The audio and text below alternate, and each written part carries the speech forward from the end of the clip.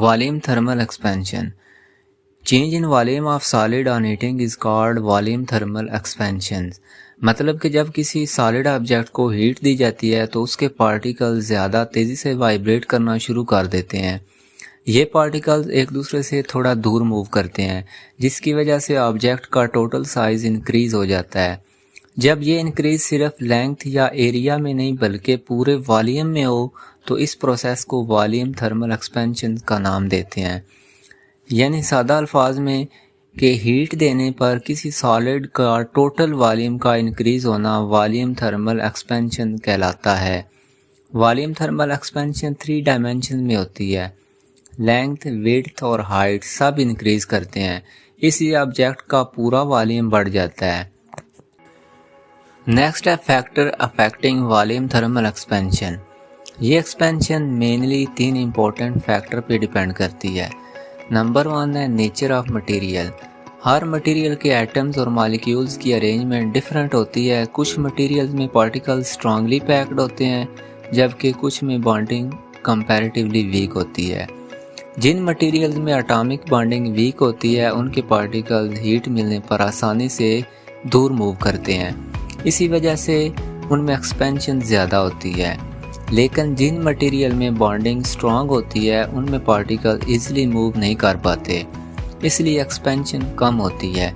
इसी वजह से एल्युमिनियम स्टील की निस्बत ज़्यादा एक्सपेंड करता है, क्योंकि एल्युमिनियम का कोएफिशिएंट ऑफ एक्सपेंशन ज़्यादा होता है।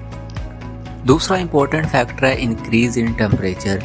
जब किसी ऑब्जेक्ट को हीट दी जाती है तो उसके पार्टिकल्स एनर्जी अब्जॉर्ब करते हैं और उनकी वाइब्रेशन इंक्रीज हो जाती है।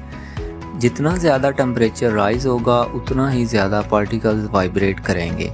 इंक्रीज्ड वाइब्रेशन की वजह से पार्टिकल्स एक दूसरे को ज़्यादा फोर्स से पुश करते हैं और उनके दरमियान डिस्टेंस बढ़ने लगता है, इसलिए वॉल्यूम एक्सपेंशन भी ज़्यादा होता है। यानी स्मॉल टेम्परेचर चेंज से एक्सपेंशन कम होगी, जबकि लार्ज टेम्परेचर चेंज से एक्सपेंशन ज़्यादा होगी। तीसरा फैक्टर है ओरिजिनल वॉल्यूम। ऑब्जेक्ट का ओरिजिनल वॉल्यूम भी एक्सपेंशन को अफेक्ट करता है। अगर 2 सेम मटेरियल को इक्वल टेम्परेचर तक हीट किया जाए तो जिस ऑब्जेक्ट का ओरिजिनल वॉल्यूम ज़्यादा होगा उसमें वॉल्यूम चेंज भी ज़्यादा होगा। एग्जाम्पल के तौर पर एक छोटा क्यूब है और एक बड़ा मेटल क्यूब है। अगर सेम टेम्परेचर तक हीट किए जाएं तो बड़े वाला ज़्यादा एक्सपेंशन शो करेगा, क्योंकि उसका इनिशियल वॉल्यूम ऑलरेडी ज़्यादा होता है। मान लो हमारे पास एक सॉलिड ऑब्जेक्ट है जिसका इनिशियल वॉल्यूम V0 है और इनिशियल टेम्परेचर T0 है। अब जब इस सॉलिड को हीट दी जाती है तो उसका टेम्परेचर इंक्रीज होकर T हो जाता है और हीट मिलने की वजह से इसका वॉल्यूम भी इंक्रीज होने लगता है। वॉल्यूम में जो टोटल चेंज आता है उसे हम डेल्टा V से शो करते हैं। Delta V is equal to V/V0। और टेम्परेचर में जो चेंज आता है उसे हम डेल्टा T लिखते हैं। Delta T is equal to T-T0।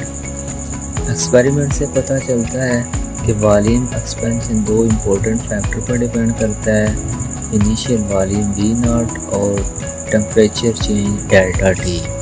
यानी जितना ज़्यादा इनिशियल वॉल्यूम होगा उतना ही ज़्यादा एक्सपेंशन होगा, और जितना ज़्यादा टेम्परेचर इंक्रीज होगा उतना ही ज़्यादा वॉल्यूम एक्सपेंड करेगा। इसलिए हम कहते हैं कि वॉल्यूम चेंज डायरेक्टली प्रोपोर्शनल होता है इनिशियल वॉल्यूम और टेम्परेचर चेंज के।